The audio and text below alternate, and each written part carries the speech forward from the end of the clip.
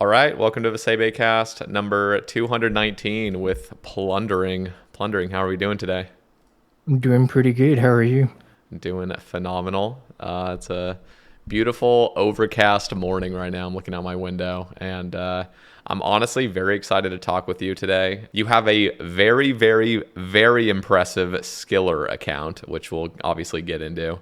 And there's also some talk of psychedelics and you have tried ketamine therapy, which has apparently transformed your life, which I'm really, really excited to touch on. And so, yeah, I guess we'll start. I mean, there's so much to get into, obviously, and I just wanted to have a little preview for those preparing to listen to this whole thing. But let's just get a brief introduction of who you are as a player, and maybe just a little bit more about you as a person. All right, so I'm a level 3 skiller. My RuneScape name is Plundering. I just finished getting 200 mil all, except for Slayer, on Saturday. Cheesy. And yeah, That is thank huge. you.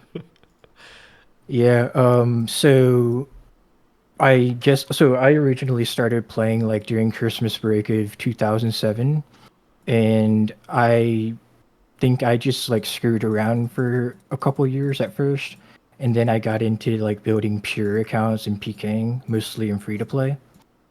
And so that's what I did up until pretty much EOC came out. And that's when I like shifted into being a level 3 skiller because that like the update didn't screw anything over for us really. Like we could do everything as normal, and so I just like transitioned into that. And I also realized that I did enjoy making the pure builds, like the creation of the builds, more than I did actually PKing. Like I would just do certain methods and stuff just to like build up your bank because free trade wasn't a thing either. So just like building a new account was more fun to me than like actually PKing. So that kind of translated to skilling pretty well.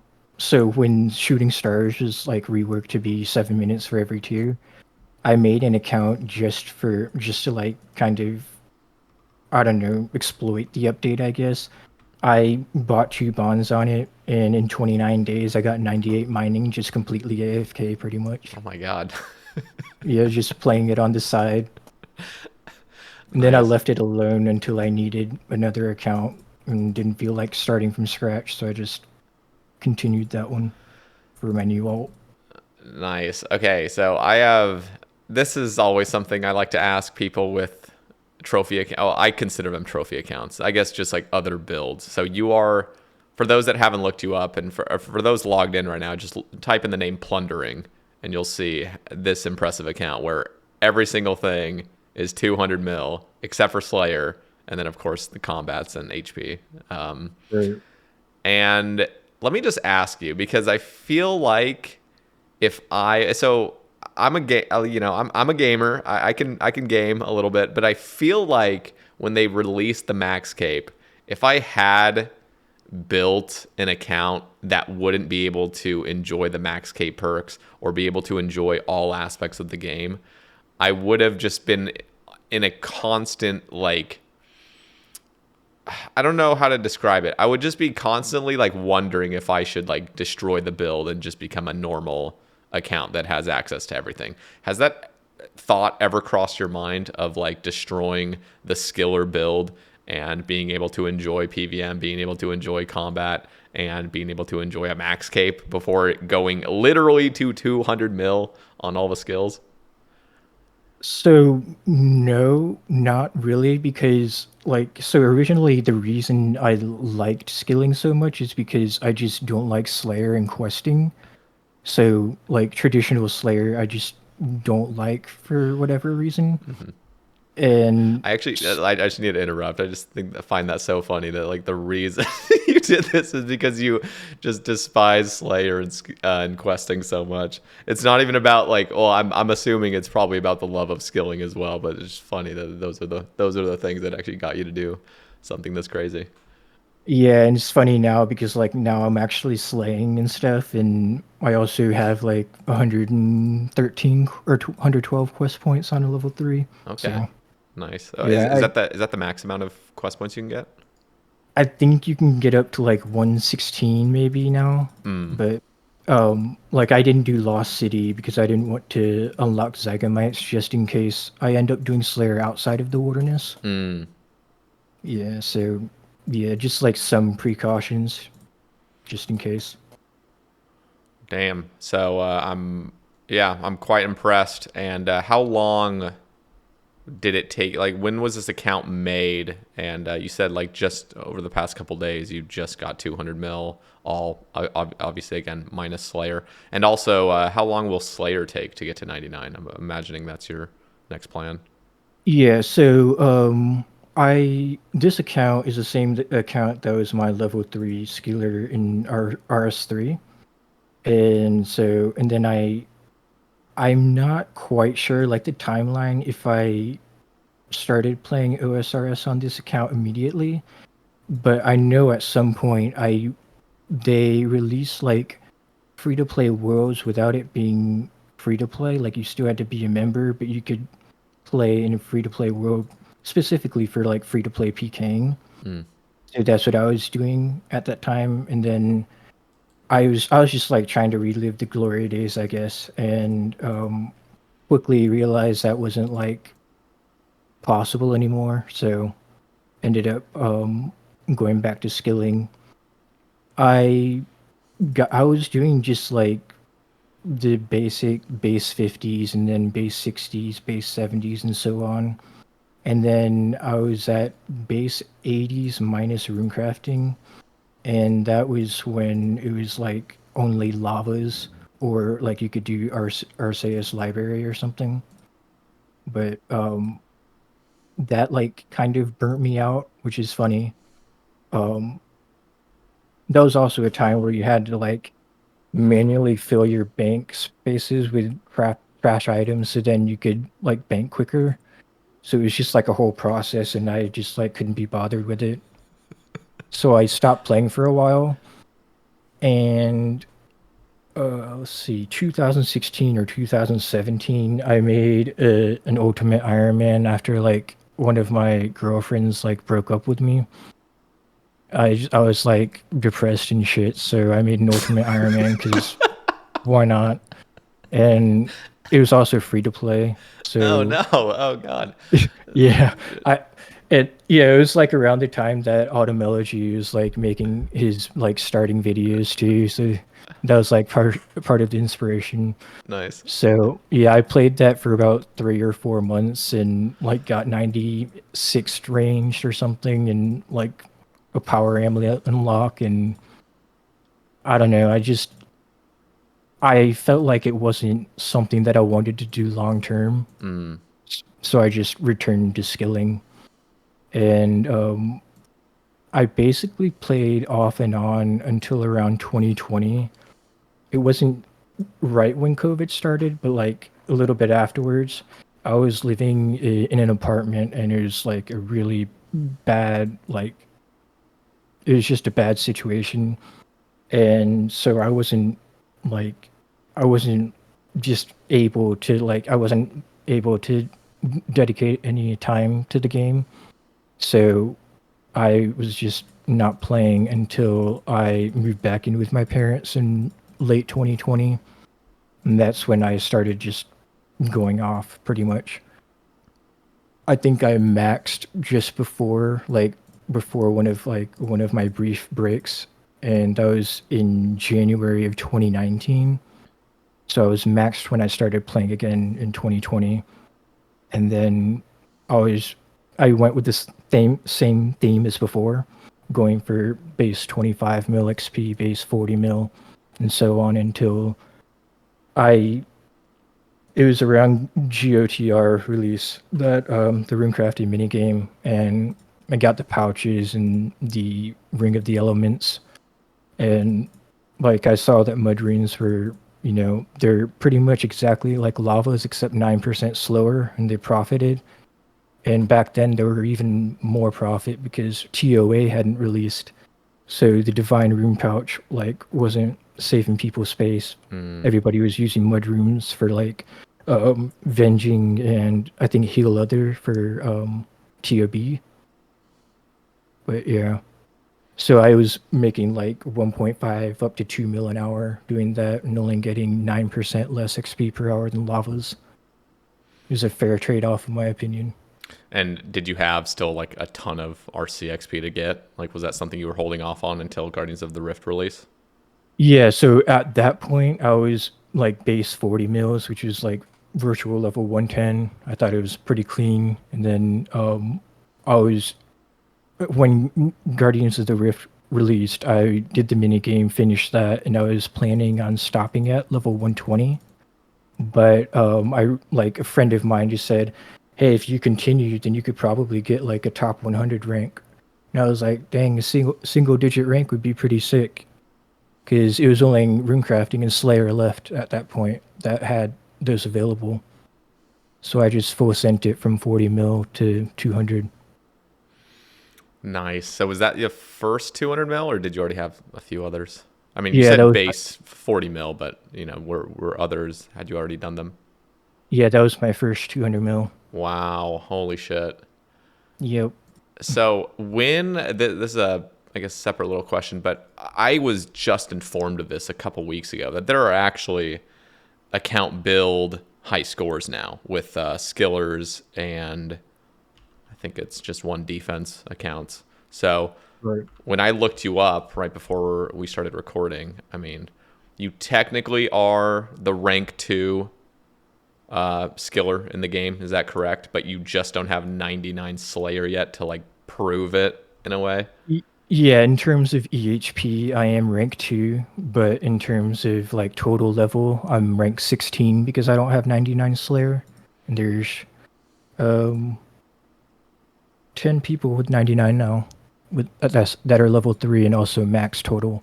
Mm. So those people are ahead of me and there's a couple others ahead of me because of the level. Now, how long will that take to get the last 10 levels of Slayer? And That like, will what's the XP per hour that people are getting maximum? There's about 7.9 mil XP from my level to 99, and I get anywhere from like 16 to 20k ish XP per hour, and I only use one alt. It's just I risk more like better gear and stuff and use one alt instead of doing two and having to manage more accounts. That's brutal. That is a brutal XP Yeah, rate. like people, there's other level threes that get between 15, 16k, something like that. And then there is JCW who did, he had a few tasks where he was able to maintain 40k an hour, but that was like using four alts or three alts on Black Demon tasks. And, he was going really sweaty with it and all that. And he didn't care about dying and losing his stuff because he's rich and, you know. Yeah. Well, it sounds like you're pretty rich now too after all those mud runes you crafted. I mean, how much? I mean, I'm imagining you probably spent all that money on another 200 mils, but how much? Yeah, How like much did that actually profit you going from like 40 mil to 200 mil solely making mud runes? solely med runes, it was probably about 2.4 bill. That's crazy. Yeah. So, how do you exactly level Slayer? Is it all wilderness base? How exactly are you training this? And you're saying you're using one alt. Um, but what is the method behind this? I actually have no idea. So in the beginning for level threes, you obviously need to like build up a task streak so you can unlock some stuff and block a couple tasks if you have the 100 quest points. So you have to do like all the doable tasks.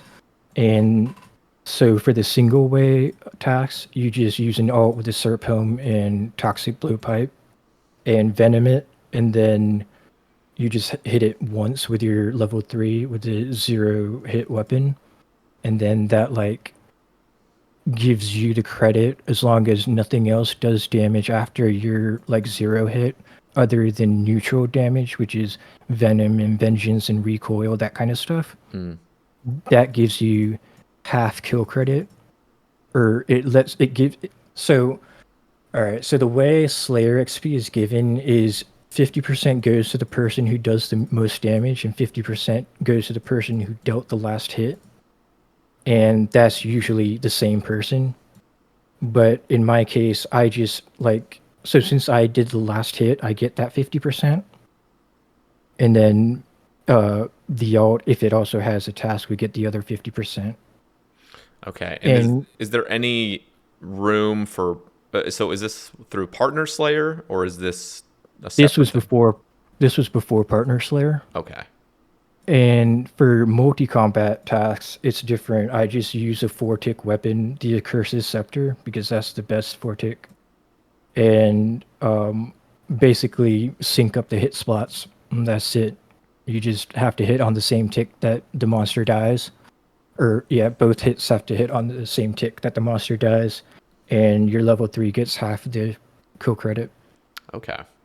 So that sounds brutal to say the least. It's It's honestly way more complicated than it sounds. And like I've been trying to upload some footage like onto my YouTube so then people can see. And I've streamed a few times on Discord, so like people are able to see like it's really not that sweatier or it's not that intensive in my opinion. Okay.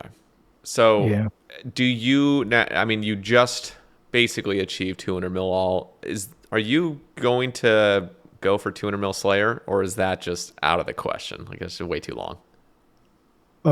So to give you like the type of person I am, before this method was like more like popular, I guess, or before it became more viable, I had like it was kind of a joke and kind of not. I had like a 35-year plan where I would finish two, finish 200 mil all and then go to Varrock Museum and clean finds for 2k XP an hour for 100,000 hours and finish my account that way while playing other accounts on the side. Yeah. Is it Yeah, pretty but AFK?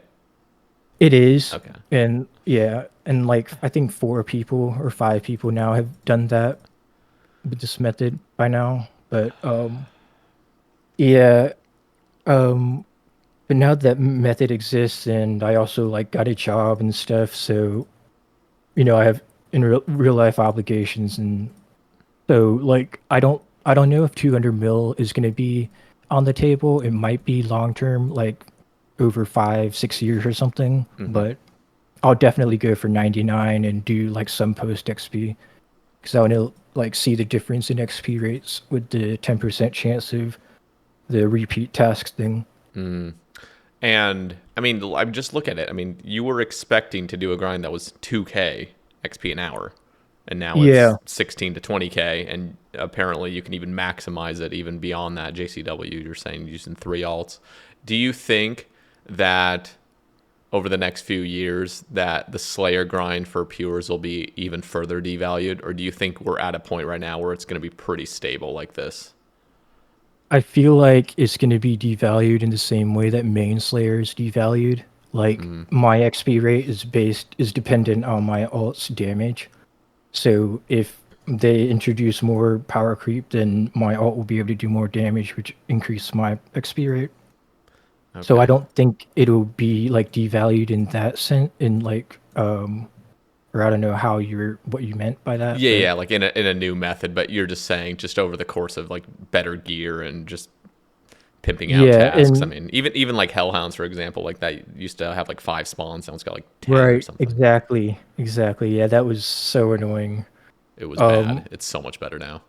yeah, but yeah, and for as for like the devaluing of the skill, I mean, I don't think anybody really there's got to be like one person or 2 people at most who thinks that cleaning fines is more respectable than doing like wilderness alt slayer as a level 3. Oh yeah, there So probably like is that like yeah, um yeah. there's at least 2 people I know for sure who are like upset about it and like they don't respect anybody who does this method, and it's just I don't know. I mean, It's like I can understand those kinds of sentiments where it's like the game it just They were progresses, and it just like things get devalued repeatedly. It's like if you're gonna play competitively in any sense of that word, like you're going to be competing, you're going to be trying to get top ranks or whatnot, or even not even going for ranks necessarily, but just going for a grind for yourself, and then seeing it get vastly devalued. It sucks, but it's like, and that's something obviously the devs need to be wary of, and also the player base as a whole needs to just be a little bit concerned of just devaluing stuff for no reason. But it's like, man, if you're gonna play that way, you have to be willing to accept massive devaluations over the years. right, and then but like also cleaning fines for a random chance of an XP lamp versus kind of doing actual Slayer. Yeah. I think like that's a good argument. Like, how can you like say that cleaning fines was like more, I don't know, respected or whatever? It's probably just the like XP disparity. I mean, seriously, going from 2K and multiplying it by basically 10x. I mean, it's just an order of Yeah, magnitude higher. It's like that's quite intense. It would be different if if a slaying was 5K XP an hour and his vines were like 2K or whatever. yeah, yeah. I do understand that part. Yeah, But but even like yeah. with runecrafting, I did Zaya Bloods until 40 mil RCXP, Hmm. and then like they released Guardians of the Rift, and then we could get pouches now because level threes can't kill abyssal leeches and that stuff. So like the XP rates did massively increase, but it actually made sense. Like it felt like it made sense. Like with the pouches coming from the mini game, being able to like teleport to any elemental altar, and like you're still doing a pretty click intensive method too. It's Yeah. not just AFKing bloods. So I think it was like an overall good update, and I don't feel like I'm the type of person to get upset over like that kind of stuff Hmm. generally. Were As long there as there's like a reasonable like explanation or like it makes sense, which is for hard sure? to define, I guess. But No, it's I mean, it's like it's kind of pick and choose. I mean, it's just kind of like how it feels. I'm totally with you, by the way. Like I get it, because with Iron Man, you know, I've brought up this example before, but crafting used to just be like hop at charter ships and just hop worlds a million times to get your glass and or get your seaweed and buckets of sand. And now they made it way more thematic. It was a massive, right, not yeah, I even that was, massive of an XP increase, but it was significant enough. But now it actually makes sense. You're mining sand and you're harvesting seaweed. yeah. So, were there any methods that you felt like were massive devaluations on your way to 200 mil all? On Like, my way to 200 Mulal. yeah. I mean, what were some of the first skills you got 200 mil on? Or have any of those been devalued since? Like, what would you say is the biggest devaluation of a method you did that's now been changed? Has there been any significantly? Or, I mean, I know you're relatively new. It's not like you were playing this in 2013 or whatnot, or maybe you Um, were, but you hadn't gone as hard. I guess only really thieving and like with artifacts and like herb lore and crafting and fire making maybe if Mm, you like multi-skill those. But like I don't know, I don't really I've never seen the appeal of artifacts, which is like I know it's against the grain, but I've also never tried it, so I might like it if I did try it. But dude, it's OP. I don't, I just don't like the idea of multi-skilling that in that way. Mm, I don't know. But yeah. other than that, I guess mining, like with them doing the stars thing, that was like right before or no, that was after I finished 200 mil all. So, I mean, that might have changed how I did the skill, but I'm not sure. Yeah, That I could feel like also just what like, was your like go-to AFK? Like, are you saying you kind of regret having gotten it beforehand because you would have AFK'd that, or you would have like used it for its like Stardust or whatever? no, I'm saying I think that if stars were out, then I might not have done granite or think that I needed to do granite. Mm, because Like, that would have been your go-to AFK, is what you're saying, like stars, basically. yeah, It I see. probably would have been. Like even like improved motherload mine now is like 60K an hour. So like with the upstairs hopper, like Yeah. all those changes, it might have made a difference, but I don't know. What was generally your go-to when it came to AFKing? Redwoods and yeah, just like pretty much it. I didn't really I didn't really AFK much because I was I gonna was say you did this pretty fast. I don't think you had much time to be AFKing. You got to yeah, sweat. Redwoods was mostly like it was I was like dealing with some real life stuff, so it was just a time period that I didn't have much time to focus on the game, so Okay, so do you play other accounts right now? I mean, you said you were playing a free-to-play UIM. Have you been yeah, playing that on the did side? I did play it. I haven't played it in a while. I also made a hardcore free to play Iron Man, and that was like during a week competition, I think, and I just wanted something to do on the side, so I just like sped ran the all the free to play quests and like did the basic stuff. So now I have like a base hardcore Iron Man for free to play if I ever feel like doing it. Nice. Do you have any like main account on members? Yeah, so I have my main alt, which is you can look it up. It's named Edible Como, like a weed edible space Como. And yeah, that account was my primary alt for a long time. I pretty much did like in the beginning, in like 2016 or something, I was doing wyverns, skeletal wyverns for as an alt method. I did rune dragons. I've done viral watches. I've done mining amethyst, and I also did Zaya Bloods on that account and wrath runes. Yeah, Jesus, 81 mil rune crafting. Yeah, like Crazy. it's funny because I don't even have like prospector on that account because I did mining from 50 to 93 all at Zaya Bloods, and then from there I went to amethyst and did that to like 20 mil or something. Sheesh. Yeah, Wyverns. I mean, you just mentioning that. I mean, that was my go-to. I fucking loved wyverns back yeah, in the day. yeah, those are good times when like the visage drops were like actually hype. Yeah, yeah. How many did you get? Were you there for a while? Yeah, I did like 27,000 wyverns or something, and I got three visages from those. Nice. I think I did 15K on my first main, and I got three visages as well.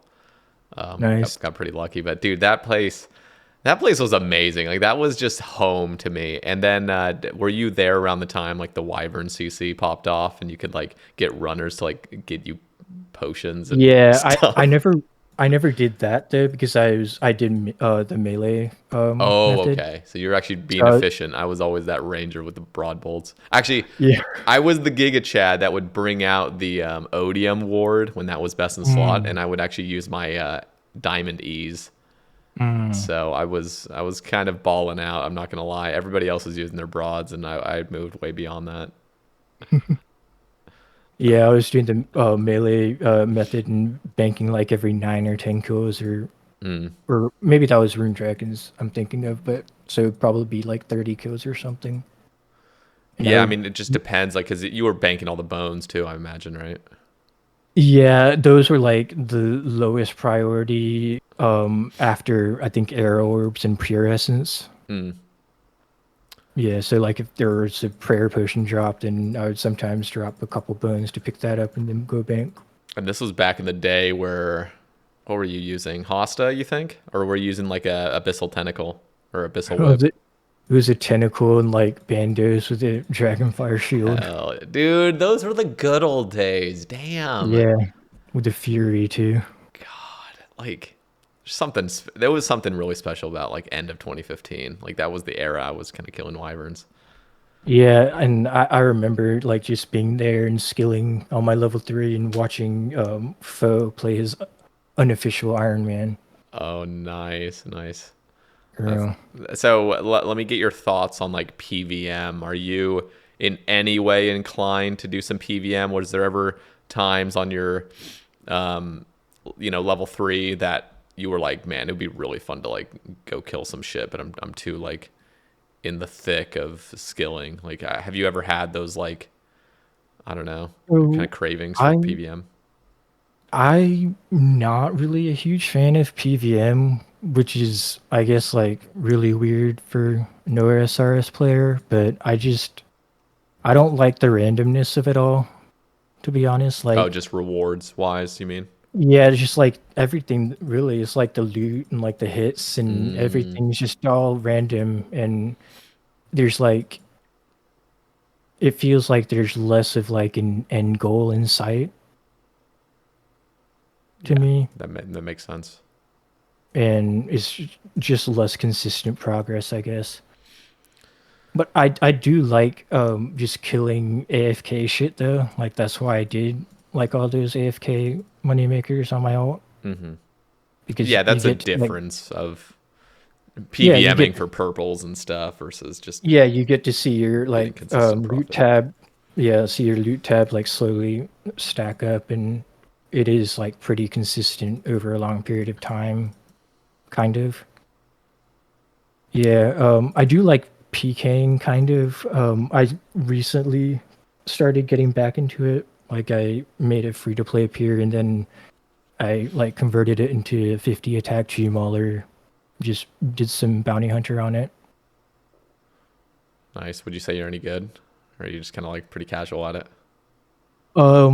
I'd say in free to play I'm good. Just with timing and like just I don't know how to like describe it to describe it, but I guess I just have way more experience in free to play. Mm, In pay to play, I just have like zero experience, and I've never like did NHing or any of that. yeah, yeah. So Much more complicated as well. There's so much more going on. So many different builds you have to like prepare to fight against. Free to play is much more simple. yeah, so to answer your question, no, I haven't really been tempted to break the build. Um, I have thought that like if it accidentally happened, then I might go main and like try to like get a top rank overall when sailing releases. So like Ooh, but that that would was a only be if you like messed up, is what you're saying. Like you wouldn't intentionally yeah, do it. Okay. right. That was a thought, and that was also before like I got a job and all that. So Yeah, yeah, yeah. Yeah, because actually, let me ask you about that sailing coming out. Like, are you gonna try to go for rank 1 um, skiller when sailing drops? Because that would at least leave it open to you as long as you get.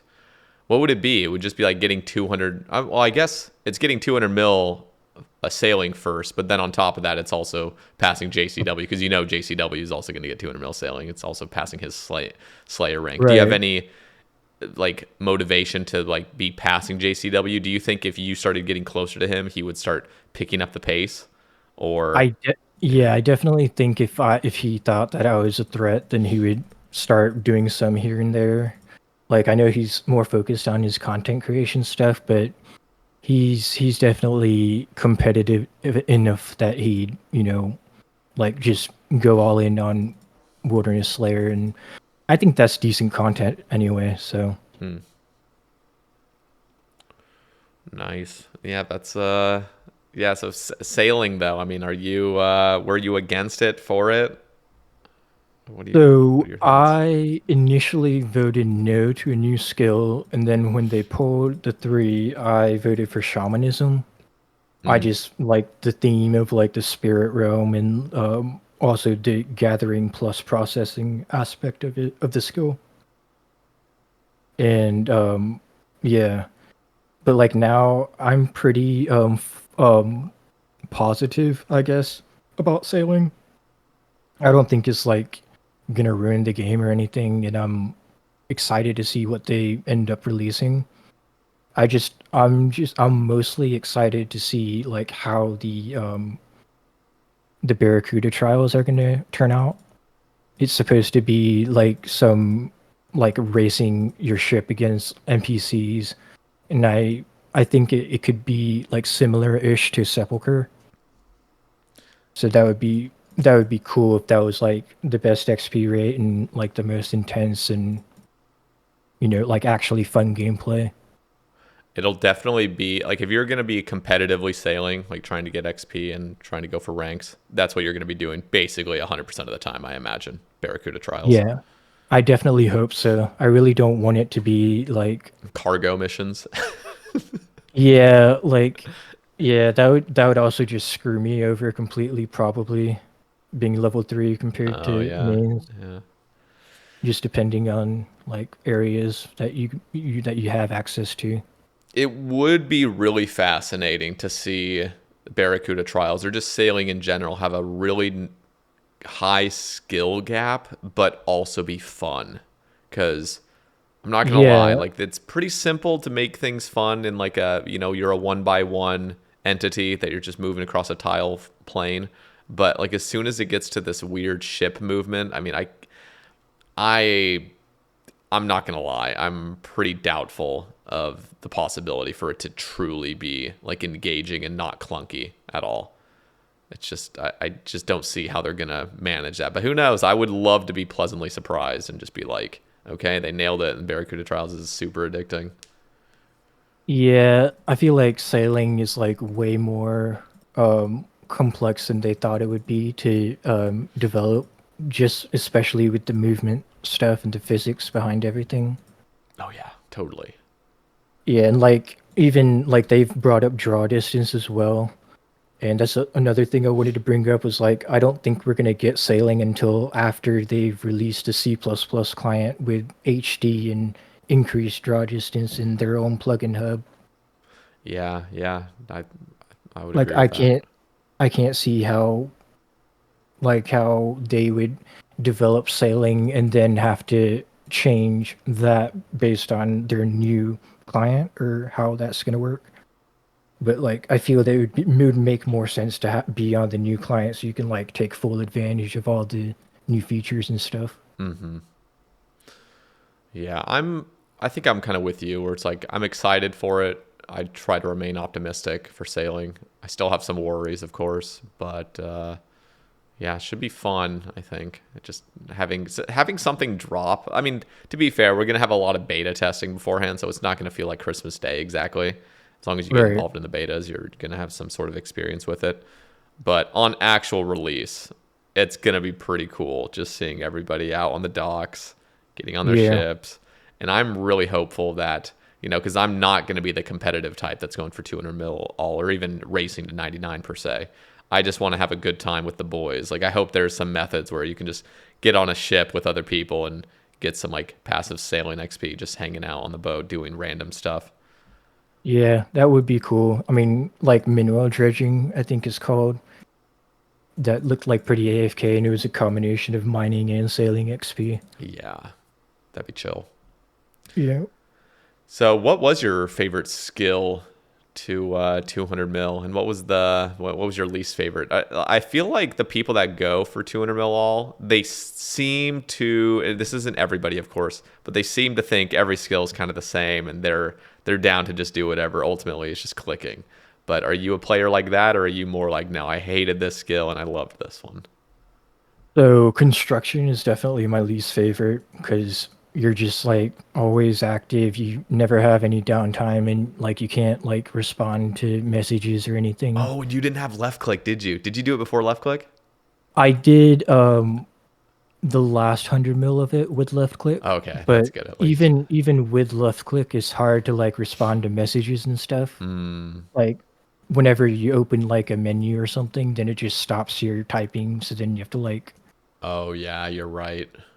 it's just annoying. So I just that was my least favorite, and I'd say fletching after that, just because it's zero time and you're like obligated to do it zero time if you're trying to be efficient. Hmm.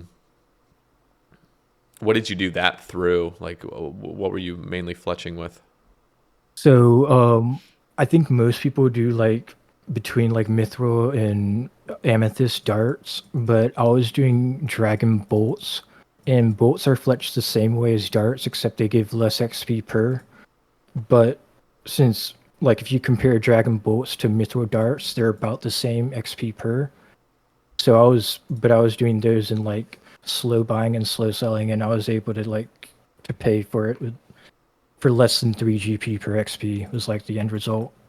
Nice. And It's, what other skills would you like mix that in with? Just like everything basically, like whenever you had the chance or like what? mostly agility and two tick fishing. Okay, yeah, that makes sense. Yeah, that was my favorite. Two tick Oh, fishing and with you fletching. and you never got to do sepulcher because you're a pure or Right, you're a yeah. skiller.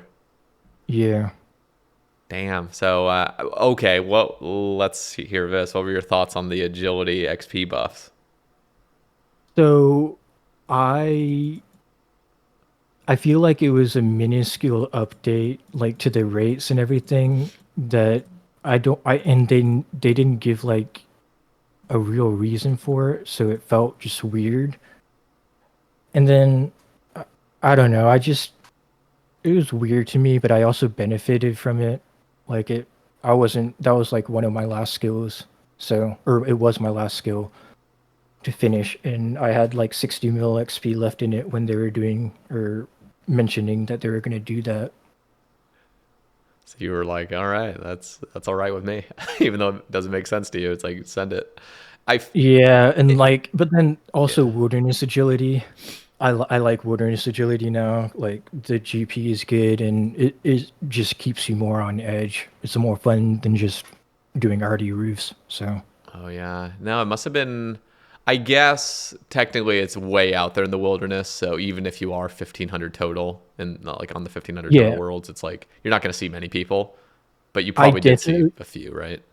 yeah. There's like anywhere from like 30 to 50 combat accounts with 1,500 total. Yeah. I think I died to like four or five separate people, but I definitely did die quite a few times, but I obviously profited a lot and like the XP was a bit slower, but it was more fun and it was my last skill, so I wasn't like in a rush or anything. Yeah. Would you ever try to pay those guys off? I mean, just the matter. I mean, the fact that there's only a few handfuls of people. Would you just be like, yo, like, can I just fucking pay you off and leave me alone? Yeah, so one person, I did do that once. It was like, so one guy was like, if you pay me 2 mil, I won't kill you for the weekend. And I just, I was like, yeah, why not? I'll do it just like to like test it, Yeah. see if he's legit and like see how like worth it would be. And I had like a good time doing that. And like I did a 6 hour record during that time to take advantage of not being attacked. And Wait, yeah, and 6 hour record doing wilderness agility? How would that be? Or are you just saying because of?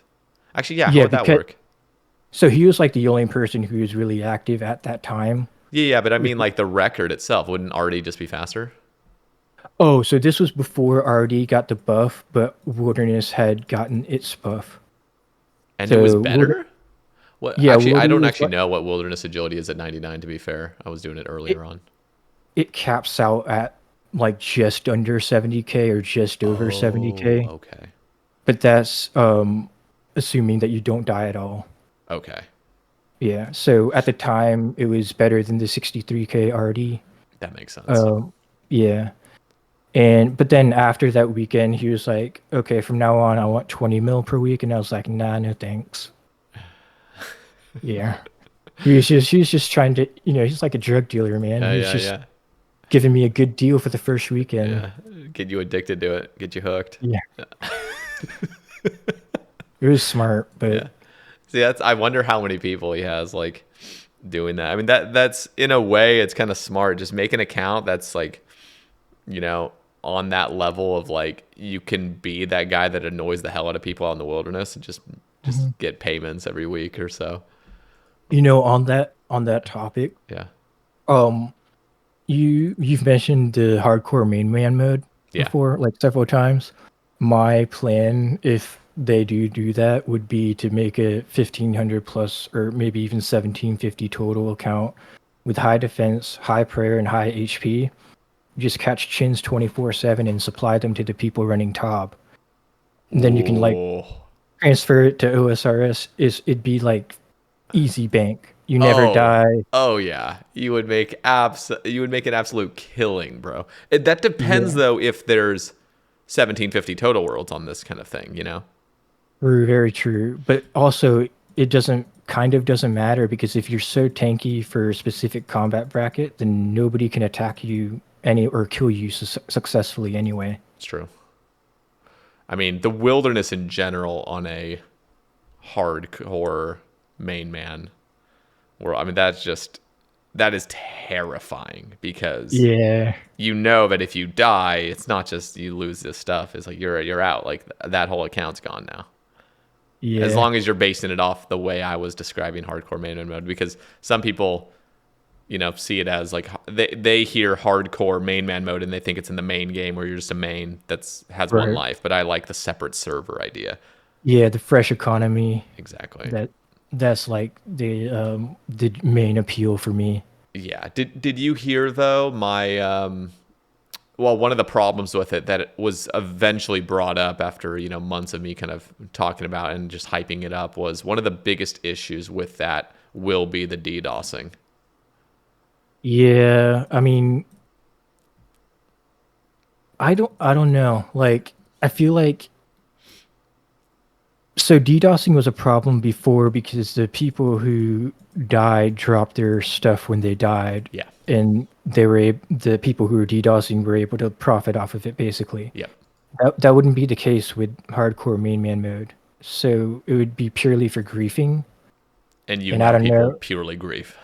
There are those people. Well, one, there would be the griefing of streamers. So let's just say, some streamers go into a raid or whatnot and they just somehow shut down the world just for like the entertainment of seeing, a streamer Yeah, with a high level go down.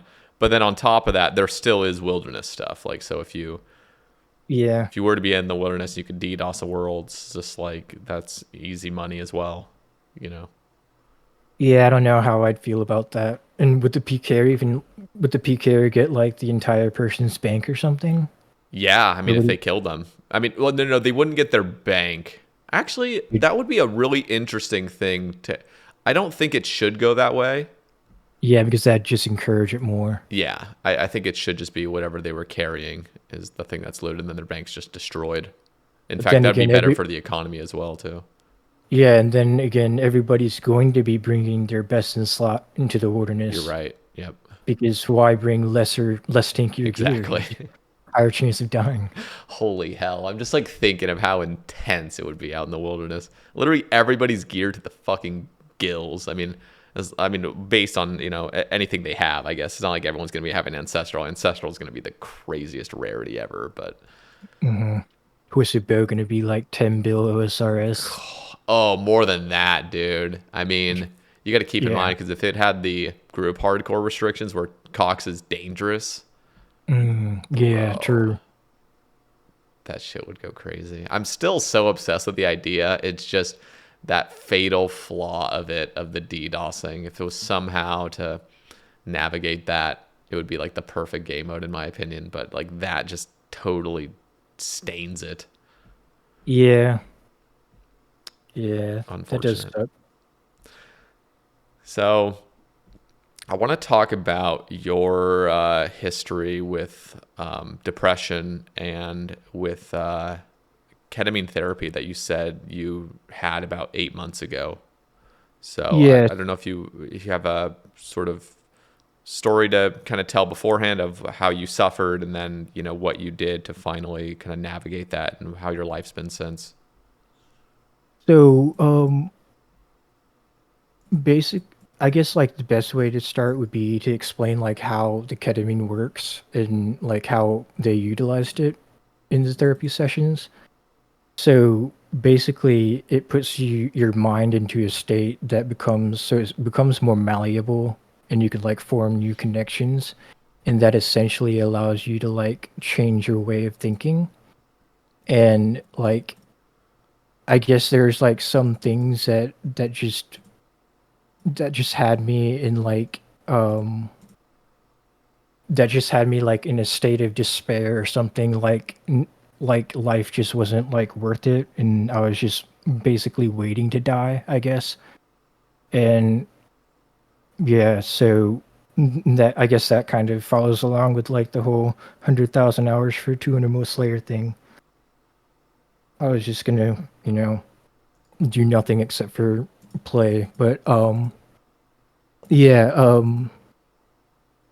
so I started because I had a psychiatrist that brought it up. Is they She said that it was good for people with like treatment resistant depression, and I initially didn't give it a second thought, but eventually I like asked her about it because I had heard similar things with like magic mushrooms and that sort of thing. Hmm.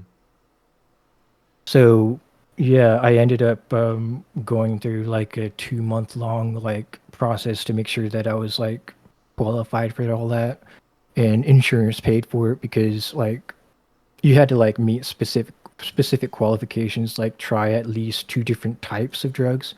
So it didn't matter if you took like five SSRIs, you'd have to try SSRIs and like the other type of drug and Hmm. like some other type of therapy or that kind of stuff. So it was like kind of a hassle to do that, to like go through the whole process. But then like once I started doing the sessions, basically I go into the office for about 2.5 hours total, about 15 minutes. At the beginning, they just, catch up. It's like a regular psychiatrist appointment. And then the next 15 minutes, you use, it's a nasal spray thing. So it's like you're spraying a nasal spray thing. You just breathe in slightly while you press the button thing. And you do it in two different doses, and the doctor will like continue talking to you, making conversation while the effects take hold, so that they know that you're like not having a bad reaction and that you're still like that it would be a good idea to continue with the second dose, Hmm. basically. And after that, they leave you in a room pretty dimly lit, and you're just free to do whatever you want, basically. Like most people will go in with like a goal or a topic that they want to think about or work on, and you're just sitting in there with your thoughts, and that's just it. That's pretty much the thing. Like I remember just listening to music, just trying to like focus on breathing. Just I wasn't even I wasn't trying to um I wasn't there wasn't a topic that I was focused on working on, but I was I think there's like a lyric or something that had a dog in it, and it like sent my mind on like a rabbit hole. And then I was like, and then I had this random question, like why are all dogs so like mad at mailmen? Why do they all hate mailmen? And then like why do they always bark at them and shit? And I was like, and then I came to the conclusion that they're just jealous because the mailmen are basically playing fetch with all of the human neighbors, and that they're not really mad, they're just left out and sad. And that like put the idea in my head that human emotion is often like expressed in a way that you wouldn't expect. Like people lash out because they're sad, not because they're always angry, and that kind of stuff. So it just like transformed my way of thinking, is what I'm trying to say, I guess. Wow. No, that's And yeah. and No, it's keep like going. in like a roundabout way too. Is I don't like I know you've done like magic mushrooms, and it's similar to that, and Yeah. like the looping thoughts and that kind of stuff is, yeah. Yeah, you're not. I mean, you're definitely not the first person I've talked to about ketamine therapy. I've never done it. I know it's really good at targeting, you know, just treatment resistant Y- depression, and yeah, yeah. and like I know people like use it recreational, recreationally sometimes, but like Hmm. when I was doing those sessions, I would be in the office, doctor supervised. It was FDA approved, and like every 30 minutes they'd come in and like take my blood pressure and stuff to Mm. make sure I wasn't like overheating or something like that, because like it can be pretty uncomfortable during the like when you're peaking especially. Hmm. But And where yeah. does how is it uncomfortable? Like, is it just the thoughts get so overwhelming and you're kind of disoriented, or is it like fearful thoughts? It's more physical, I guess, or it's weird because there was another realization. Like there was one session, I don't really want to disclose what I was like working on Hmm. during that session, but I remember I had this like intense physical discomfort in my stomach, and I felt like I was about to puke. And then I had the realization that it was because that I was trying to resist trying to like face my problems head on. Mm. And like basically I was like, I just need to spit out like what I'm feeling and shit, like voice my concerns and stuff, instead of just holding it in because it was going to come out as puke anyway. Like you just need to spit out what you need to say. Yeah, no, that's, I mean, all of this, I think, I don't know exactly the difference, like mechanically, that's, the difference between like ketamine and mushrooms, for example, because I don't think ketamine is necessarily qualified as a psychedelic, right? It's more like a, Right. It's what was it? Starts with a D, or I think it's a depressant. okay. Yeah. And because, I mean, I definitely had my experiences with mushrooms. I haven't in, almost 2 years at this point, but definitely those feelings of feeling physical discomfort because you're actually resisting something that's trying to be taught to you in a way. Right. Yeah. And yeah, no, that's a really fascinating thing that they kind of both do that. So, what was the what was your thoughts going into it? Did you think this was going to work? Had you just had so many negative experiences and you just thought you were kind of like helpless at this point? And then what were your thoughts after the first treatment, and then however many treatments you had with it? Like what were your thoughts at the end of it all? Yeah, so beforehand I was pretty nervous. Like I had done like acid and shrooms before, and like I felt Had those ever helped in any way? I didn't do that like as a therapeutic thing. It was just Mm. recreational. So no. But yeah, so I was nervous, and then after the first session it was more like the first time it was weird. I think it's similar to weed, and like your first experience is just totally different from any experience after that. It felt more like a fun time the first Mm. time. I was just like chilling and like giggling at myself and stuff. And it wasn't until my second or third like session that like things started coming up. And so we started with two sessions a week, and it was like every Tuesday and Thursday, or no, it was Wednesdays and Fridays, 2 sessions a week for 4 weeks. And then after that, I did one session a week for 4 weeks. And then now is I just I don't do it at all, but I still like feel lasting effects from it, which is like really good, because the point of it is to like work on treating the cause of your problems and not just like masking the symptoms with depressants, which is what they do. Yeah. So, yeah. And so this all And started just early last year. Sounds like right, it. yeah. Well, so I did it in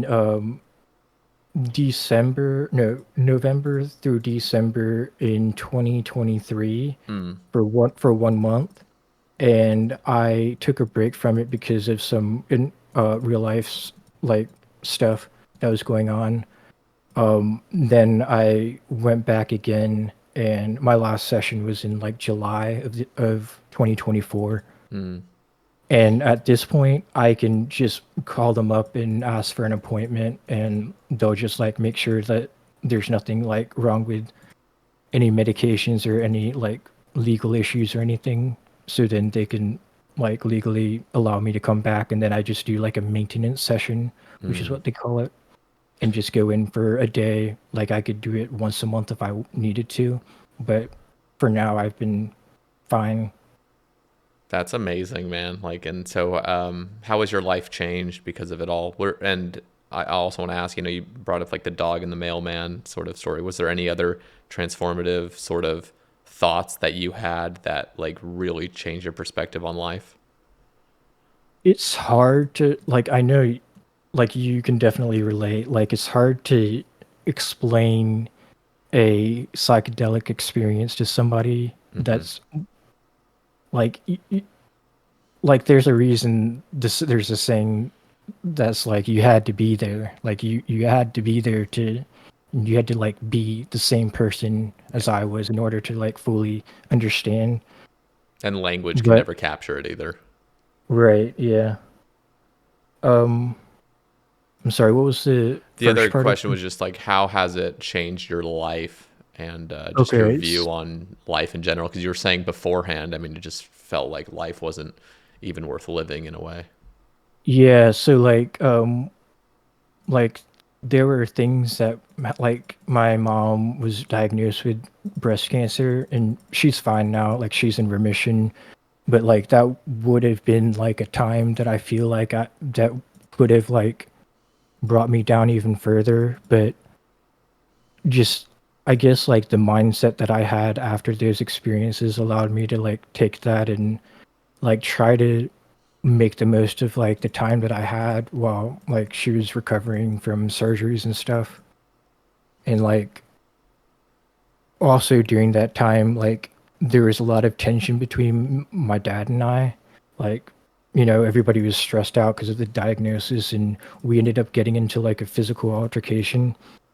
And I know that if I had never done like the ketamine therapy, I my ego would have been too big to have like apologized in the way that I did, and Mm. I don't think we'd like even be in contact anymore.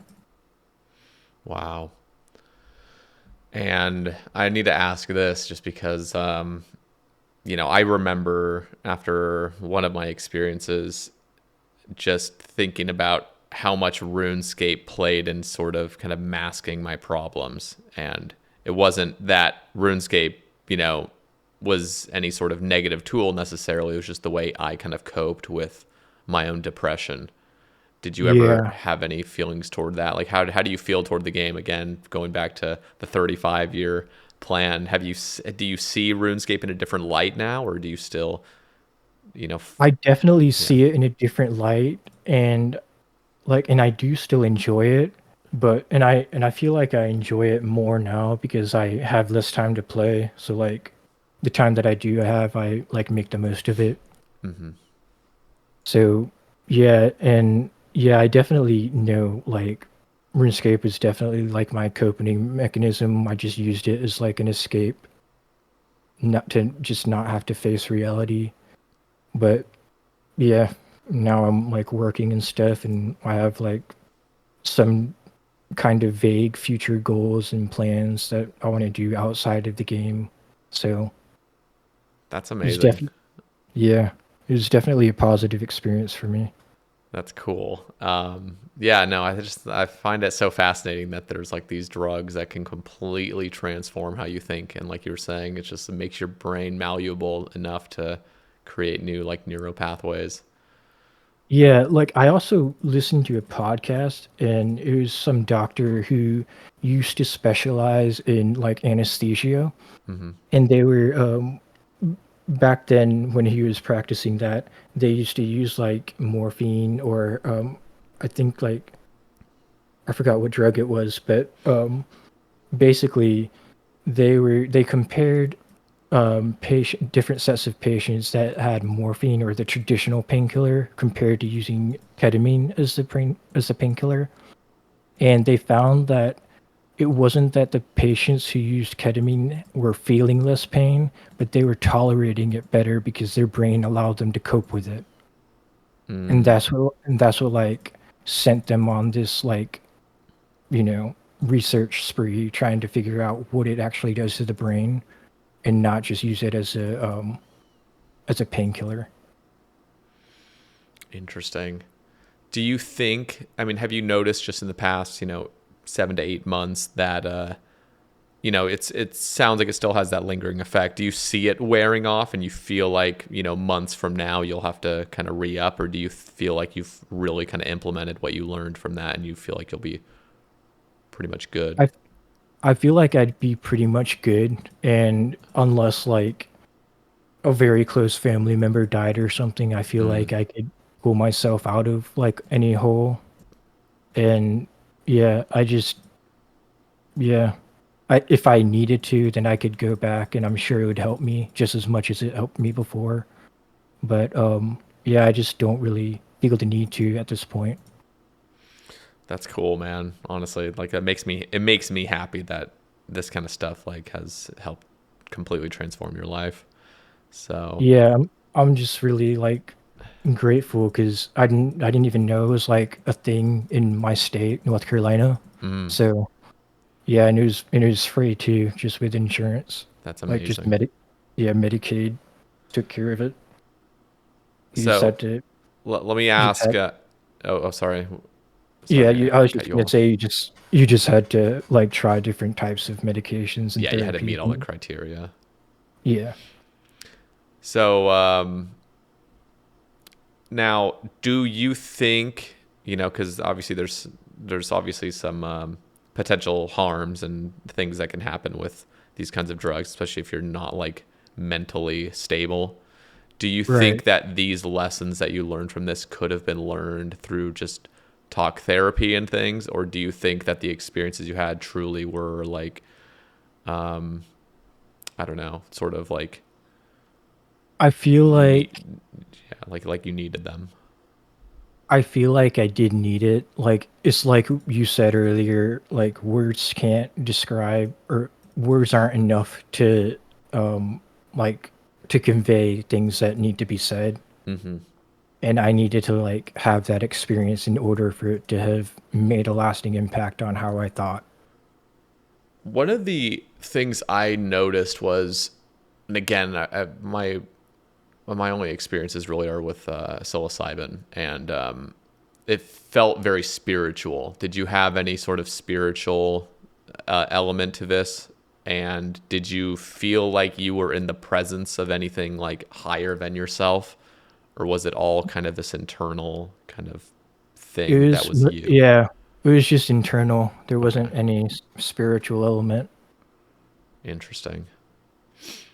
I'm fascinated by it. I mean, I still struggle in ways that, it's just, I mean, mushrooms were not the cure all for me, but it definitely transformed how I think and how I act in the world in a lot of like really positive ways, even with the negatives that came along with it toward the end.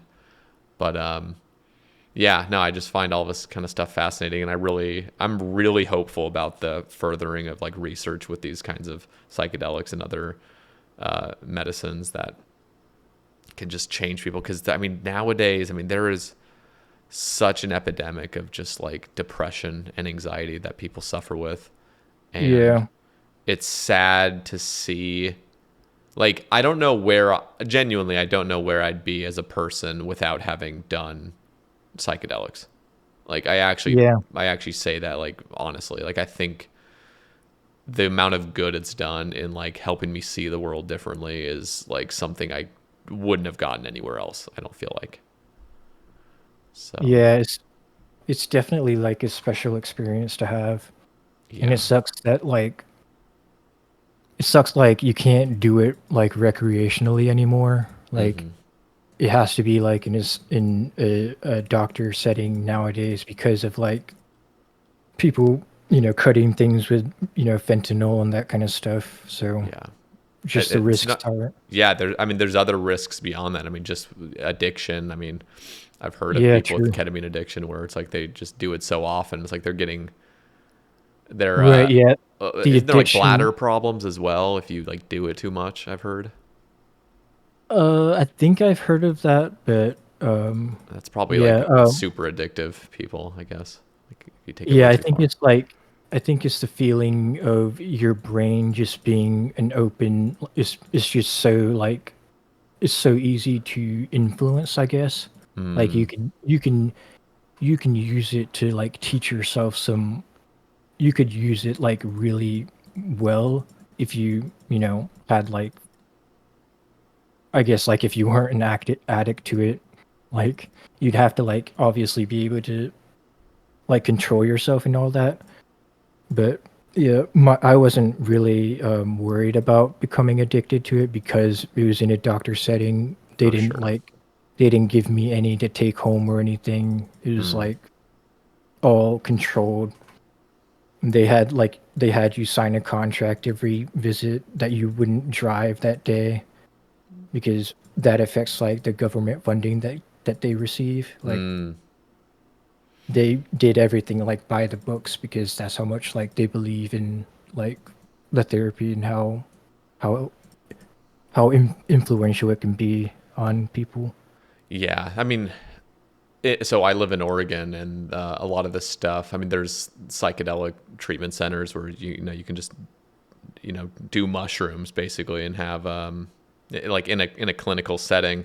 The problem with it is I don't think insurance really covers these kinds of things, and the treatments are just so expensive, like wildly expensive, Yeah. which is so like heartbreaking in a way to know how much, especially if you're gonna do it under a professional's guidance. I mean, Hmm. that's got to be such a more like helpful experience rather than Hmm. being in some shitty environment and just not taking the right dose and just having a miserable Right. time or potentially just not being able to implement those things. But man, if this was a more affordable way where people could be in a really safe setting with these kinds of things, I mean, I think it could just do so much good. And I look forward to the day where a lot of the stigmas behind psychedelics and stuff kind of get evaporated. And again, it's like there are the dangers with it, but I think so often the dangers are because of just ignorance and also just maluse, just like using it in the improper settings without the right intentions, without guidance, without a sitter. Like just things can go off Yeah. the rails so quickly. So, Yeah, and setting makes so much of a difference with all psychedelics too. Like I know one of my experiences, all I had to do is like switch chairs and open the blinds a little bit so then I could get a little bit of light in mhm. and see like some trees and stuff and my that like experience just completely did a 180. Like Yeah. Yeah, it's crazy what your mind will do with just a little bit of just nature. Just look at nature for a little bit and you're fine. yeah, just turn around or go to a different room and you just feel different. Yeah, well, it's all cool, and I love talking about these kinds of things because I've been there, and it's just cool to hear other people on the other side. So I'm wishing you honestly like the best with like further recovery and just future plans now. I also kind of steering back to RuneScape if you don't mind. If you have anything else to touch on, I'm totally cool to go back to it. Now But go ahead.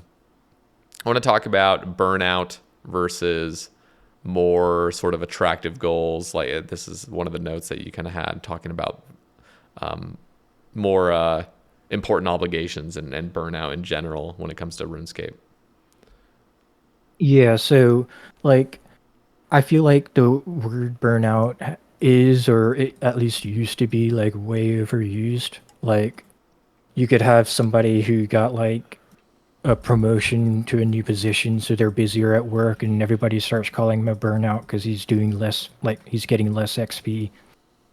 But like I feel that if there's something that interests you more, then that's just not burnout. That's just being interested in something more than RuneScape.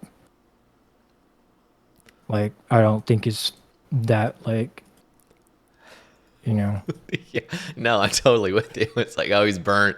He's burnt. It's like, no, he's just moving on with his life. Like he's yeah doing other things. Yeah.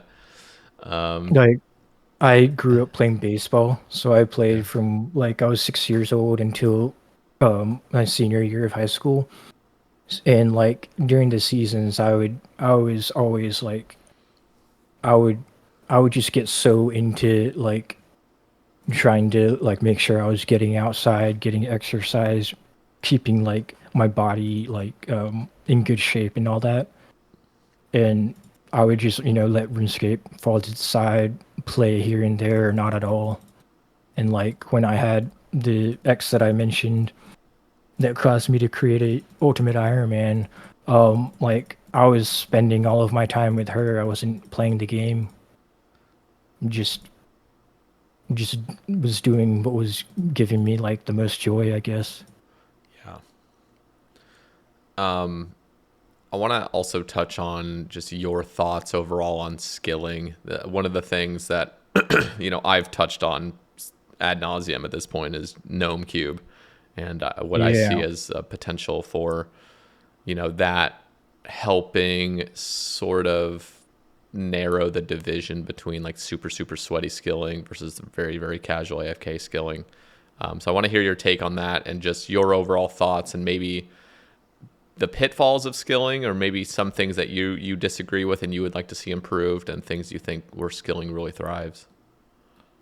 All right. So on the topic of the Gnome Cube, like removing a click, Hmm. like so when you normally do 3-tick 4G, you pre-click the herb or the whatever The item that you're knife, yeah. using.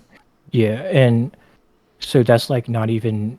I feel like it doesn't even count as a click really because you're pre-clicking it while you have downtime, which is, I mean, I don't know. I feel like, but so I was like originally against it, but then what like made me like kind of change my mind was when you said the thing about how if we don't make like traditional 3-tick like or tick manipulation skilling more accessible, then they're just going to continue releasing mini games that compete with those methods. So if you're not going to make it more accessible, then you're just going to encourage people to want those higher rates with an easier method that has like no similarities to the current method. So it's like I can see like the point that I could see the argument being made that I would rather have 3-tick 4G with one less click per mine than I would have a mining minigame that gave 120k XP per hour and it was boring and nobody liked it and everybody talked trash the entire time, like at Wintertot. So Talk politics, yeah. yeah, I mean, like I see both arguments and it's like I don't know what would be best, but you know, Yeah, that's good that you can see kind of where I'm coming from. I definitely, I mean, I would more easily accept the counter argument against it if we lived in this alternate universe where there's no updates ever. It's just like the game stays in its current state, but we keep seeing more and more. Well, first of all, we see a lot of people just absolutely hating any form of tick manipulation, and like I've said many times, like a vast majority of players stay away from it mhm. entirely. They're just totally against it, and there's this.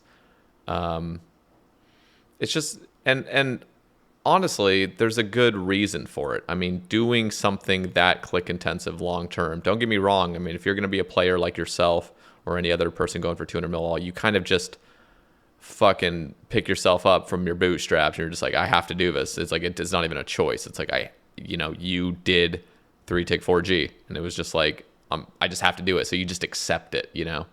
Yep. Whereas, for a lot, vast majority of players are not forcing themselves to do anything.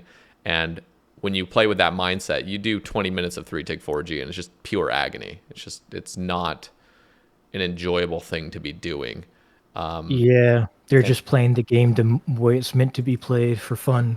yeah. And the thing is, what really upsets me is just how much fun these rhythmic methods really offer. I mean, they really do. Like if you can get kind of hooked into the rhythm, I think, a great two great methods that I think of is like 2-tick teaks, 2-tick fishing, They're so Yeah. simplistic. I mean, two-tick fishing especially, it's just unbelievably chill. And Yep. in fact, I wouldn't even say that's one of the most fun methods because it's so damn simplistic. But the thing is, there's a rhythm to it and there's a flow that you can kind of get into.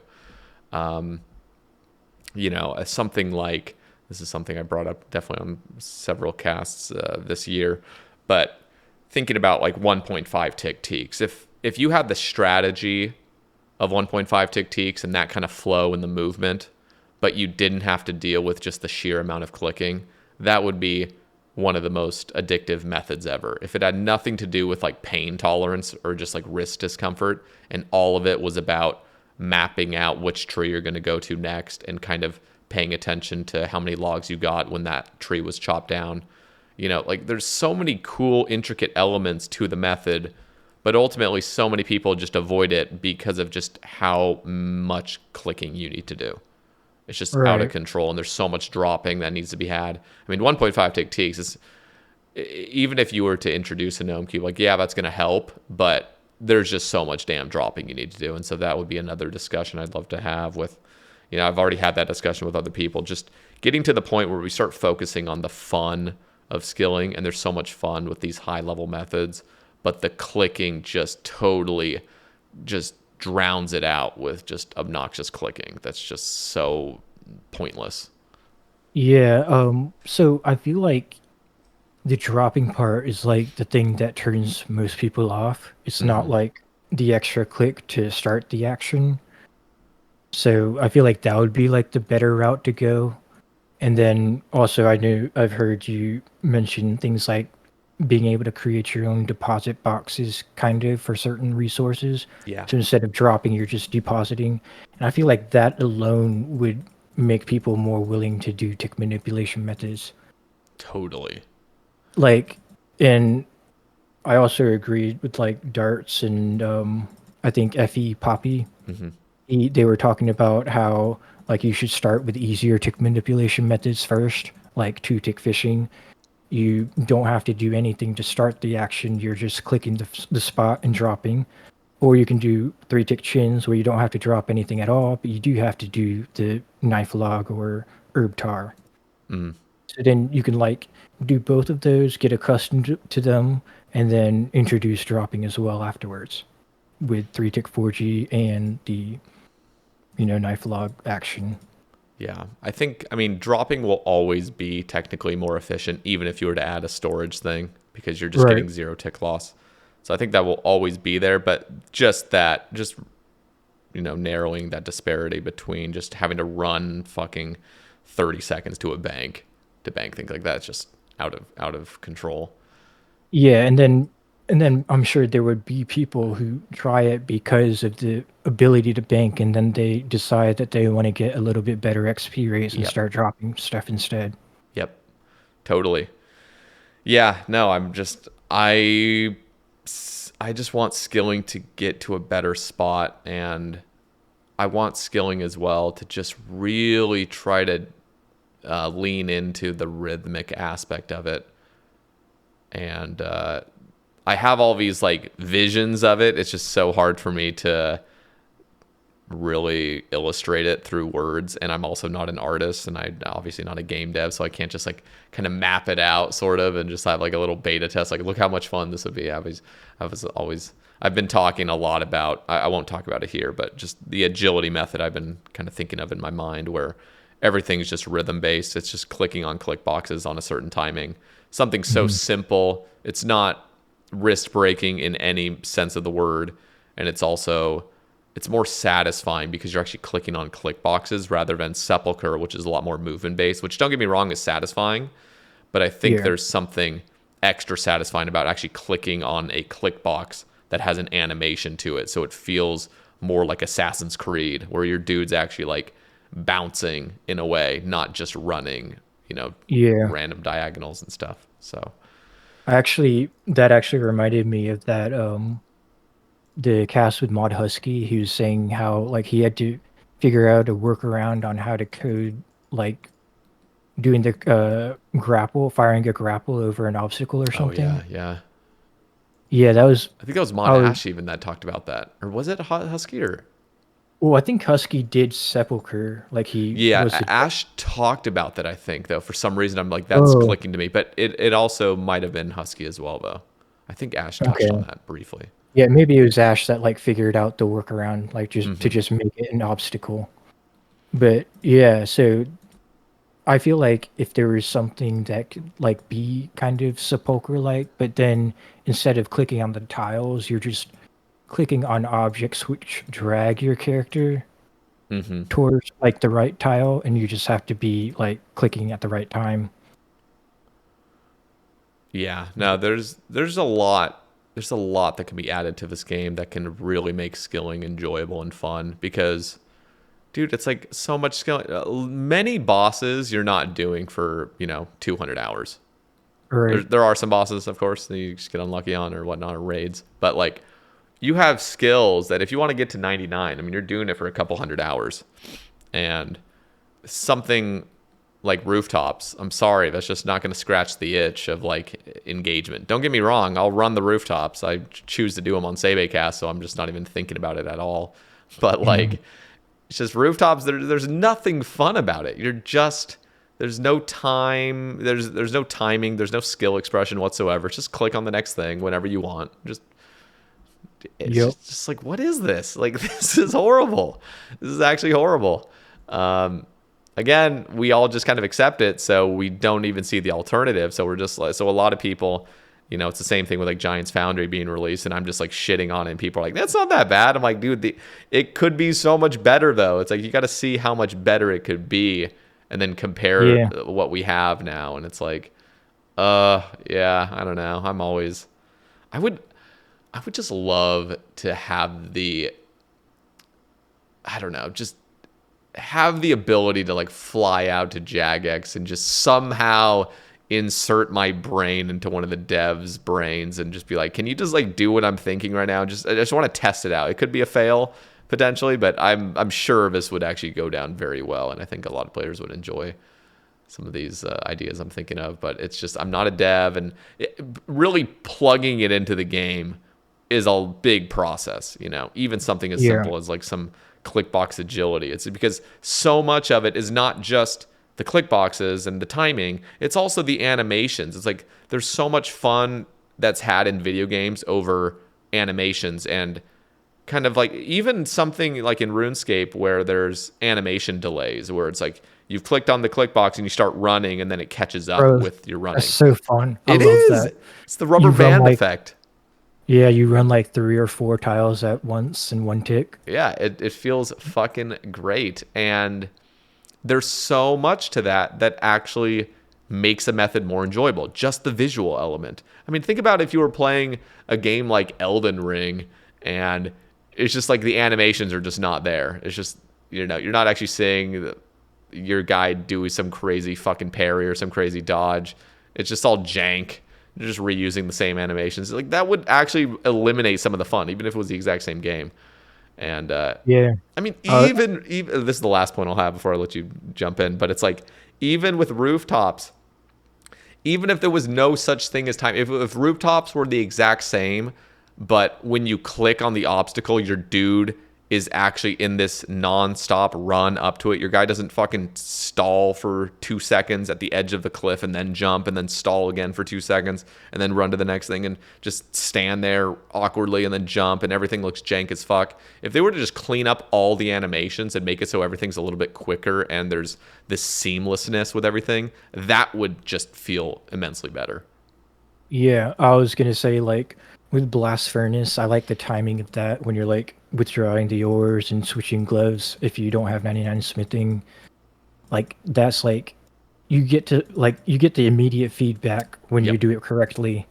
And then similarly with Wilderness Agility, actually there's a rope swing, and if you click the next obstacle after the rope swing, as soon as you see the XP drop, then that's when you like zoom for a few tiles Yep. Yep. because of the stall. And then the same thing for Pyramid Plunder. When I was looting the sarcophaguses, you like run to one of the corners, loot it, and then you click on wherever you're going next, and you zoom. Yeah. The zoom So is sad. satisfying as hell, man. Yeah, so satisfying.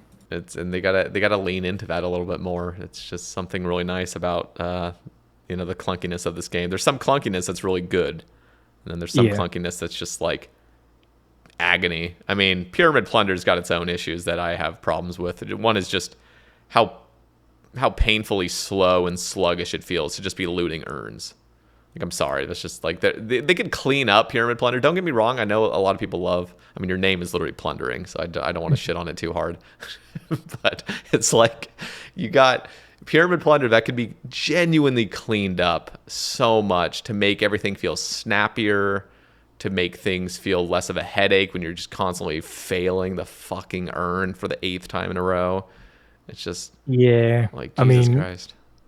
I feel like, well, they would have to like nerf the XP if they wanted to reduce the fail rates to like keep it balanced and all that. Totally. Yeah, they would have to make a full just reset of like, okay, we're gonna first focus on making everything snappier, satisfying.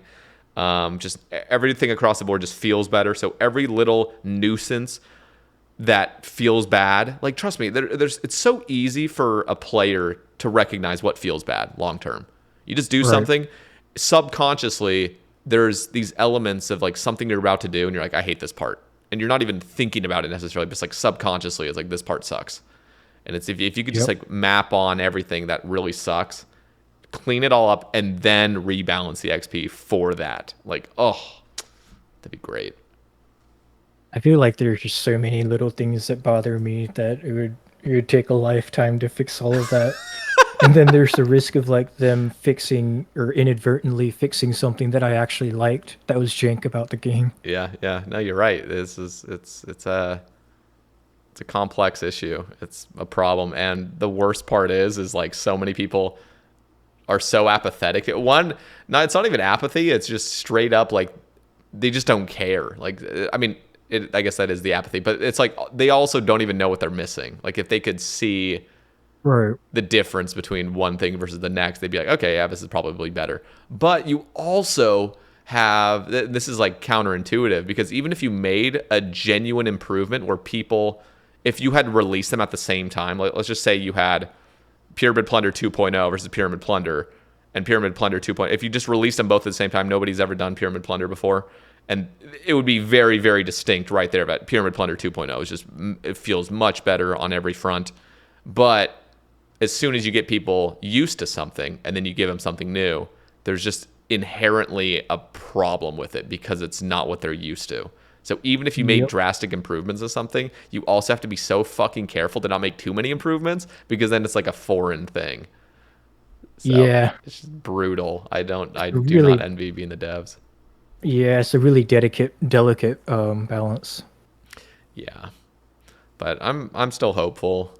So, do you have any thoughts on your? I mean, I talk so much about the gnome cube and things like that. Have you ever thought of things you would like to see through skilling, or just methods in general getting improvements? I just want them to like lean more into the rhythmic rhythmic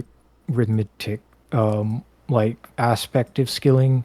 I remember they like mentioned some type of fishing method where you'd be like at a dock and click things like in a certain order, and it'd be like something to do with fishing. And I think they ended up doing that like as part of Perilous Moons when you're Mm-hmm. gathering resources.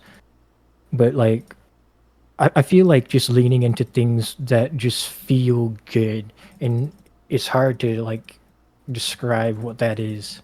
Yeah, in my words, it's the satisfaction of predictable resource extraction.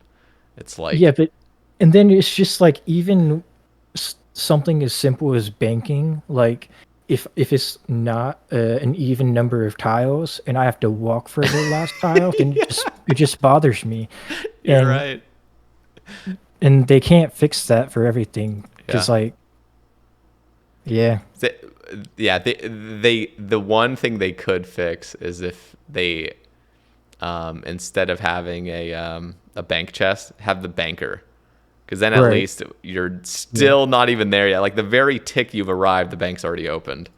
hmm That, like, I've always loved Shiloh Village Furnace. because Mm, you have the actual standing banker, so everything just feels so fucking fast.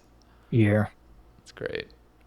Like even like when I was smithing on my alt at Varrock West Bank, Hmm.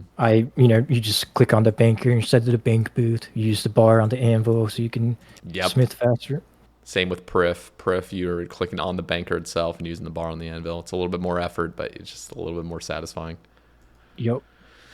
Yeah, I just hope that they can find a way to lean into that. Just figure out just those things that scratch that itch, Yeah. basically. And I mean, it sounds like you loved mudrune crafting, right? Yeah. And there's so many cool things about that. First of all, it's not intense, but it's still interactive the whole time. You got to be focused. Um, Nothing about it is necessarily intense, but you're also making damn good profit. So the whole time it just feels good. It's Yeah, just like like, yeah, I get like 10 seconds of AFK or something from the teleport spot to running to the altar yep. and then You can click on an like alt that. if you're alting or do anything else. You click a new tab, and it's like methods like that on top of making money feel so good. And I think, with other high intensity methods, like just, going back to 1.5 tick teaks with the log storage unit there, if you could have something where you're genuinely building up a stack of resources, because that's when skilling really feels good. You're building up a stack of resources from it all. It's like, that feels great. Yeah. And as soon as you're dropping everything, it's like, okay, now you just lost a great element of the skill to Oh, and dropping. Yeah. another thing I think the idea came from you is like implement like a natural downtime into skilling methods. Like Like Guardians of the Rift. yeah, and like for blast furnace, I mean, you're only focusing when it's time to withdraw the bars and stuff, but then you have like the downtime while running to the bank. Yes, yes. And just like rune crafting as well. You have downtime while you're running to the altar, and it feels like you're not wasting any time, or you're not Mm-hmm. losing anything by not doing anything extra. I think is what they need to like focus on. You're right. Yeah, it's we got a long way to go, but I'm still happy with where the game's at currently. It's good. They do so much. Unfortunately, you're focused more on skilling, but like PVM has come a long way. Like Yeah, I there's, can. yeah, Yeah, I still like keep like up to date with all that and stuff. So I can definitely see that people are enjoying like the direction that they've been going with PVM, like with the mid game bosses introducing mechanics to people, yep, and now they're going with like the delve boss and trying to make even more like high level content. yeah, and that's the thing. Like PVM gets the high level content, whereas what is a high level piece of content we've gotten from skilling? Sepulcher. That's like literally it. Everything Yeah, else is genuinely catered toward toddlers. Like any toddler could do any skilling method. They couldn't do everything efficiently, of course, but yeah, you with PVM, they'll drop a mid game boss that most people can do, but they also drop super end game stuff. And I wish they would do more of that with skilling. And again, not be like just some fucking click fest where just see how much fucking clicking you can do in a tick, but just really focusing on some strategic, high skill ceiling sort of rhythmic methods that would be catered toward higher level players. And I think that, I would love to see that through skilling.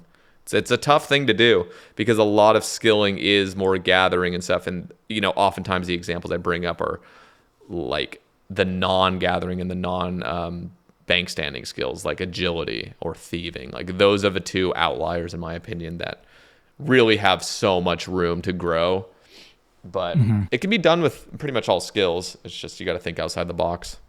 So yeah, I was thinking like for a gathering specific method, I feel like you're always going to have people who are going to try to maximize XP per hour. So it would have to be like some type of new resource that you can't drop. So either like you have to have a destroy option and then have something nearby that allows you to offload your entire inventory. That way it's like you're incentivized to use the deposit thing So that makes you have like the inherent downtime. So then you get like a little break for your wrist and all that. Mm. And then you're also banking resources if you're an iron, or you can just sell the resources if you're a main. I feel like that would be like something that they could do around like gathering specific And there's skills. just complete, and it just completely removes that sort of desire to be ever so slightly more efficient by dropping everything.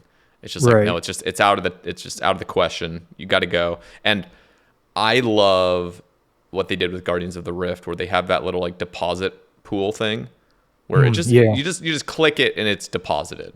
You know, Yep. you don't need to open up an interface, deal with some shenanigans. Yeah. Guardians of the Rift, I love that. I think they patched the quest list interface stall, but I would just interface stall at the end of each game. So you like click the rock to start mining and then stall with an interface. And then when the game started, it would automatically start mining. So you could just go AFK for 3 minutes and then you'd be back with enough fragments to last the game and you'd lose no time. Like you didn't have to like pay attention to when the game actually starts. Yep, they still have that, but it's and I don't know exactly how it was before. It was definitely, you know, he had to open up the quest dialog. Now it's just you click on a prayer you can't use. So, Right. Yeah. I think but before it was a skill guide, but then they made it so that doesn't skill guides don't interrupt. interrupt anymore. So Yeah. you could still do it with the prayer, but was before, because I know they've made some changes as well to like how you can enter and when you can enter, and I think that also Mm. may have changed because now you can only do the prayer tech if it's within 30 seconds of the game starting. Oh, that sucks. Yeah, so you can't just do it like with that whole like fucking 60 or 90 seconds or however long it takes between one game and the next. So Dang. it's a little bit worse, but you still at least get that 30 seconds. Plus, you have, you know, the full 2 minutes of mining. Yeah. And you also save that like tick, which feels good. Yeah. True. So, okay. So, you know, this is just one of the last questions I kind of want to ask, just because I'm curious and it feels like, you know, you are kind of in touch with higher level players.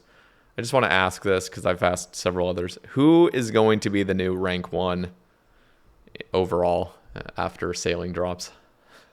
That's a really hard one. I'm not even like if Rodney Farva is still playing, maybe him. Like it could be Enjoys. He just got 200 mil on Saturday as well. Mm, Um, it could like I don't think Link's Titans coming back, unfortunately. Like it'd be cool to see like a legend return. Um, and then there's like some people like Turnt, I think is his name, and then like the Inducted, but he's free to play, I think. mm. Yeah, he wouldn't be able to. Yeah, there's some like crazy gamers still. So I'm really not sure. Like if you're talking the first to like rank one overall, then that like shortens the possible like the list of possible people, but Yeah, no, it would be. I'm fascinated by if it will be a 200 mil all player that will even get 200 mil sailing first. Will be somebody else, but I'm most curious, honestly, about who is going to take that rank one spot for the next, who knows, 5 to 10 years. yeah. I feel like it's not unlikely that the person to get 200 mil sailing first is not 200 mil all. I don't think it's unlikely because like the people who already have 200 mil all, they've a lot of them have just like moved on with their lives or Yep. play like casually on the side and they're more focused on real life. So I don't even know if like they want to go for 200 mil like and try to be the first. Hmm. There's more. I think there's more on the line for them just to hit that rank one overall. That would be cool.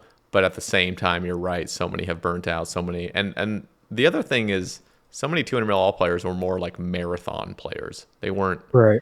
the Yeah. super just okay, time to put in 20 hours a day type players. So Yeah. we'll see though. But you listed some good names. Those are some names that were brought up as well by Whoever else I talked to. I think maybe mentioned it with Darts and Poppy and Randalicious lately. Hmm. When does Randy's cast go up? That one's actually a Patreon slash YouTube membership exclusive. So Oh, it's dang. been up for a week and a half now, but or Dang. maybe almost 2 weeks. I did him a disservice. I said I would publish a funny clip from his episode, and I still haven't done that. So Randy, if you're listening to this, I'll get that up eventually. I've just been lazy, but yeah, no, that one was a banger episode. All of Randy's just go so crazy. They're always Yeah, great. you're really baiting us here. Yeah, I am. I am. No, he got some police stories as well. So Oh, man. now I'm not only talking to you, but I'm talking to my audience. It is just $2 a month, and there are 5 full exclusive episodes. One of them being Randalicious. It's a banger. It's about 3 hours. But yeah, again, it's like I feel bad doing it, but it's like just me trying to keep the cast as something I can do long term and make it, Yeah. just a part of my livelihood in some way. So it's really unfortunate we live in the capitalistic society. I would love to just provide all these for free and just be able to survive and pay rent and everything, but I'm trying to make Yep. little You gotta ways do to, what you yeah. gotta do what you gotta do. I'm trying to be as in like unintrusive as possible. I'm trying to make it very fair. I don't think $2 is asking too much, but at the same Yeah, time, yeah. trust me, I'm a consumer of content.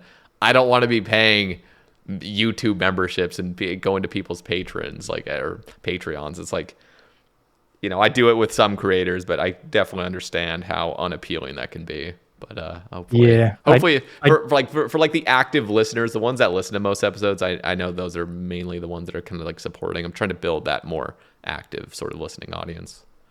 Yeah, I did the Patreon trial for Based After Dark, and then I binge watched like 30 episodes or something, and I'm just waiting for like to have like a free week so I can subscribe for another Again, month yeah, yeah, and yeah. just binge it all. Nice. That's Yeah. hilarious. Yeah, and again, it's not like everybody, and I totally understand, other people's financial circumstances, and it's just like you can't just afford a bunch of subscriptions and stuff. But hopefully, by the time, this is a newer thing I'm doing is like trying to make a Patreon exclusive every month, and so by the time, another year has passed or 2 years, there's going to be a good, 10, 20, maybe 30 episodes that are exclusive. So like that $2 is going to go much further than it will at the current moment. But Yeah, and then maybe people will forget about the $2 or forget about the subscription, leave it running. yeah, yeah, yeah. I mean that's kind of what happens. It's just like I've been streaming on Twitch for 6 years, and I think I still have some subscribers that's like they forgot about their credit card still being hooked up to it. But yeah, it's not just about that. It's just about having like an actual income I can rely on. Because if you don't have a subscription model, it's like you're just fucking Yeah, just okay. Hopefully this month is fine. Hopefully this month is fine. The subscriptions make you have a breath of fresh air. Like okay, I can breathe and I have some yeah. clearance. So yeah, but I guess we'll kind of wrap things up here. But honestly, Plundering, this was phenomenal. It's great talking with you.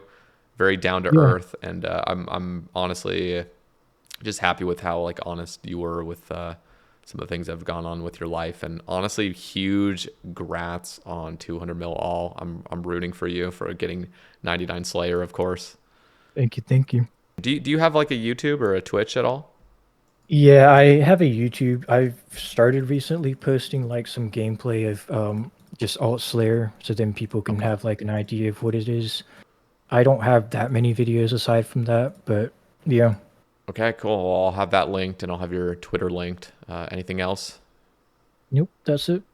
Okay. Well, thank you again, Plundering, for coming on. And again, as I just basically shared for the last like 3 minutes, if you guys do want to support the cast, there's a Patreon link and a YouTube membership link down in the description. Get some full length episodes to binge.